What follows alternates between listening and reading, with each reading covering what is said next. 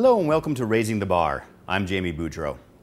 Here at the Small Screen Network, summer is rapidly approaching, and for me, summer means sangria and pitchers. So we're going to do a pitcher of sangria. Now there's going to be a twist with our sangria. We are going to be doing it with white wine and not red wine. Me, I like having a nice clear sangria that allows you to see all the wonderful fruits and citrus that you put in. It makes it more visually appealing, and it makes less of a mess when you have a few too many and start spilling red wine all over yourself. So, start off with a pitcher, fill it with ice, and grab a nice, reasonably priced, not too cheap, white wine. You want something that isn't sweet, something that has some acidity, some dryness to it. You'll notice that the one that we chose today has a little bit of frizzante to it, a little bit of bubbles that adds a nice little texture. Helps also pull out some of those fruit flavors that you're going to be throwing in. So we'll add about a half bottle of this wonderful white wine. And then we'll start adding some citrus. This is going to help cut down some of the sweetness of the liqueurs we're going to be adding later on. So some lemon and lime. And then you're going to want to add some seasonal fruit. Now, it doesn't really matter what it is as long as you enjoy the fruit. Kiwis, strawberries, in this case, because it's what's available right now.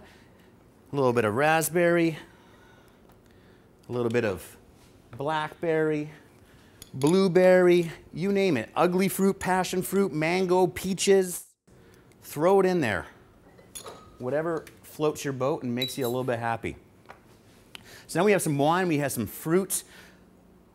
For me, I need to fortify this a little bit. So we're going to add gin. Gin's going to up the alcohol content, make me feel a little bit better in the sun a little bit faster. We're going to use Martin Miller's gin today. We're using this one because it is big on the citrus. And citrus and sangria go wonderful together. So we're going to add 1 ounce of that. And then next, we want to add a liqueur. Now, it doesn't really matter what liqueur that you add as long as you know you enjoy that flavor. And for the white sangria, as long as you know that it is, for the most part, see-through or colorless.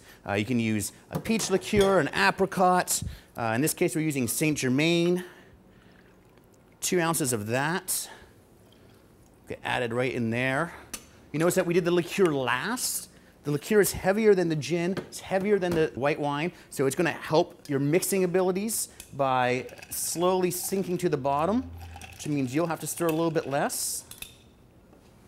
To incorporate everything, we're going to add a little bit more ice because, this is meant to be consumed on a patio. And we're going to top it off with a little bit more wine. This is perfect when you have guests coming over that you didn't realize they were coming over. They just sort of stop by to say hello. You can make it on the fly. Give that a nice little stir. And all you need to do is find a nice little goblet, a Collins glass, any sort of glass whatsoever.